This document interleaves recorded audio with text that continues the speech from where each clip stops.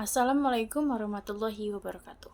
Hello everyone, my name is Tiara Della Putri, NPM 2341152 from class management 23B. Today I will be presenting a topic on lean management. Di slide ini berisi judul materi yaitu lean management. Di sini ada introduction to lean management.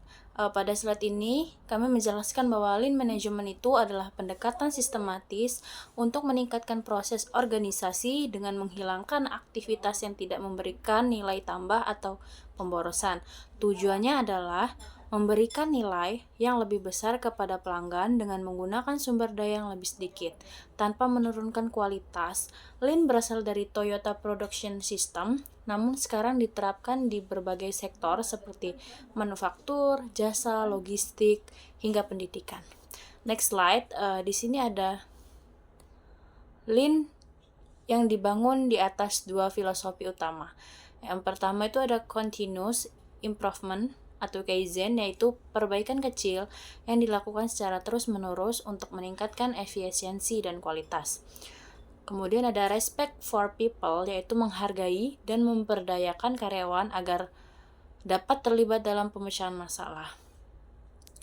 Lean mendorong budaya organisasi yang proaktif, di mana setiap orang bertanggung jawab untuk menemukan peluang perbaikan. Next slide, di sini ada the 5 key principles of Lean.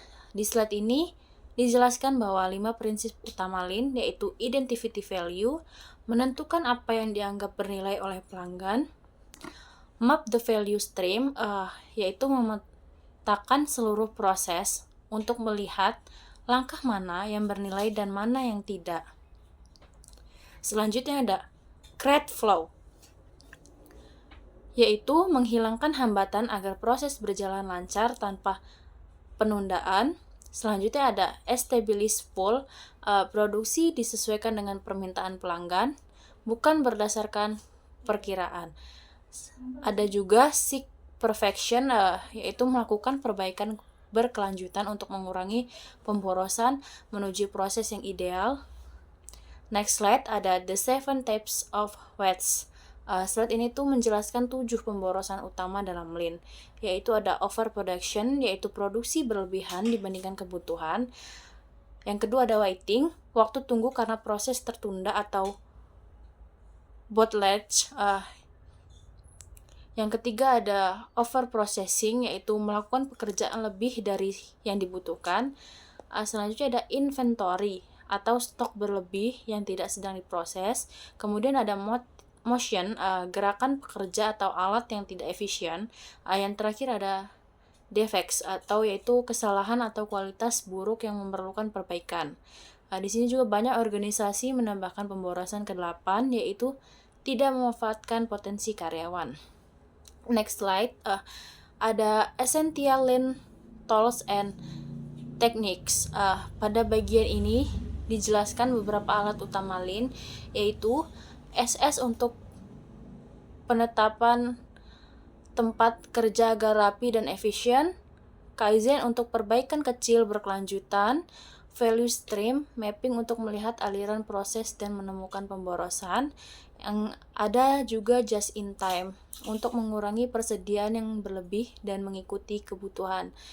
Ada juga Kanban, yaitu sebagai sistem visual untuk mengatur aliran kerja. Dan juga ada Pokayok untuk mencegah kesalahan agar tidak terjadi defek. Tools ini tuh membantu proses menjadi lebih terstandarisasi dan efisien. Next slide, di sini ada benefits of implementing Lean, yaitu kamu tuh bisa dapat dijelaskan bahwa Lean membawa banyak manfaat bagi organisasi seperti meningkatkan kualitas dan mengurangi kesalahan, menghemat biaya operasional, mempercepat waktu proses, meningkatkan pemanfaatan sumber daya, membuat organisasi lebih fleksibel dan adaptif, meningkatkan keterlibatan karyawan, meningkatkan kepuasan pelanggan. Lean juga membuat organisasi lebih kompetitif secara jangka panjang. Next slide, di sini ada Lean in Operation and Service Industry. Di slide ini kami bisa menguraikan bagaimana Lean diterapkan pada berbagai industri. Dalam manufaktur, Lean memperbaiki aliran produksi, mengurangi downtime, dan mengoptimalkan pergerakan material. Dalam industri jasa, Lean mengurangi waktu tunggu pelanggan, meningkatkan pengalaman pelanggan, dan menyederhanakan alur kerja. Contohnya adalah peningkatan aliran pasien di rumah sakit, proses pemesanan yang lebih cepat dari retail, dan efisiensi layanan di bank atau call center. Next slide, di sini ada real world application of Lean. Contoh perusahaan besar yang sukses menerapkan Lean yaitu Toyota. Toyota menggunakan Lean untuk menghasilkan produk berkualitas tinggi dengan efisiensi tinggi. Kedua ada Amazon, menggunakan prinsip Lean dalam operasional gudang dan sistem pengiriman yang cepat. Kemudian ada rumah sakit menerapkan Lean untuk mengurangi waktu tunggu pasien. Ada perusahaan logistik menerapkan Lean untuk minimalkan keterlambatan dan meningkatkan akurasi pengiriman. Contoh ini juga menunjukkan bahwa Lean fleksibel dan efektif di berbagai bidang. Slide terakhir ada conclusion dan key takeaways. Pada penutup ini, ditekankan bahwa Lean Management adalah pendekatan yang sangat membantu organisasi bekerja lebih efektif, dengan fokus pada nilai pelanggan, pengurangan pemborosan, dan perbaikan berkelanjutan. Lean juga mampu meningkatkan produktivitas dan kualitas. Disampaikan bahwa Lean bukan proyek sesaat, tetapi pola pikir yang harus diterapkan terus-menerus.